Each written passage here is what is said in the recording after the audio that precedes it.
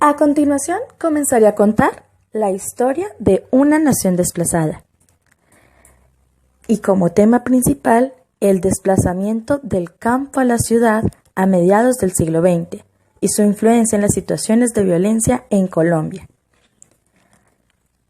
En 1946, el Partido Conservador llegó al poder cuando Mariano Ospina ganó las elecciones.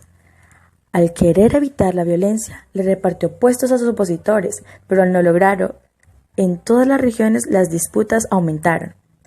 Poco a poco los abusos de poder y la compra de armas por parte de los liberales empezaron a anticipar un enfrentamiento. La violencia estalló en 1948 y con el asesinato de Gaitán, sus seguidores provocaron disturbios en todo el país.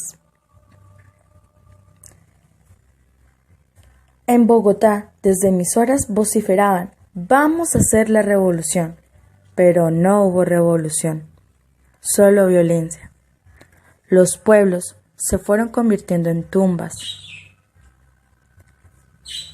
Se formaron guerrillas liberales y ejércitos conservadores que por igual desplazaban a las familias de sus tierras, y los enfrentamientos habían acabado la vida de más de 300.000 personas. Cuando el general Rojas dio su golpe de Estado en 1953, Rojas decretó una amnistía y la mayoría entregó las armas. A medida que se convirtió en un líder carismático, empezó a distanciarse de los partidos tradicionales. Así que los periódicos, la oposición liberal y conservadora se hizo férrea. La solución de Rojas fue cerrarlos. Su medida no frenó las críticas, las protestas, el bajo precio del café, la oposición de los partidos y los industriales llevaron a la dictadura a su final. Pero ¿cómo gobernar el país sin enfrentarse por el control de la burocracia? El Frente Nacional fue la respuesta. Los partidos tradicionales se repartieron los puestos, se alternaron la presidencia durante 16 años. Y aunque la violencia bipartidista disminuyó, no terminaron los conflictos. Entre 1964 y 1974 se formaron las guerrillas de las FARC, el ELN y el M-19.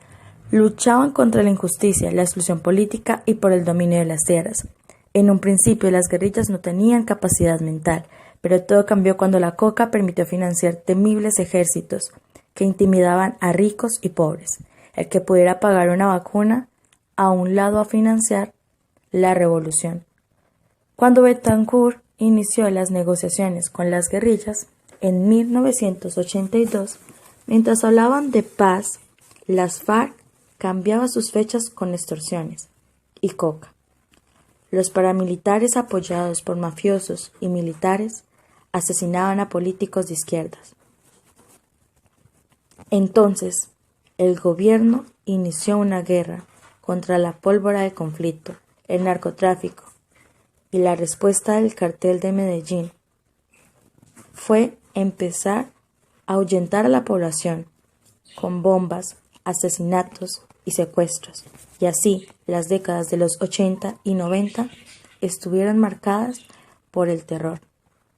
La situación empezó a cambiar cuando el Estado ganó terreno, gracias al Plan Colombia, y una intención decidida de recuperar el terreno perdido. Los paramilitares se desmovilizaron y tras los duros golpes que recibieron, las FARC empezó los diálogos de paz. A continuación, comenzaré a contar la historia de una nación desplazada.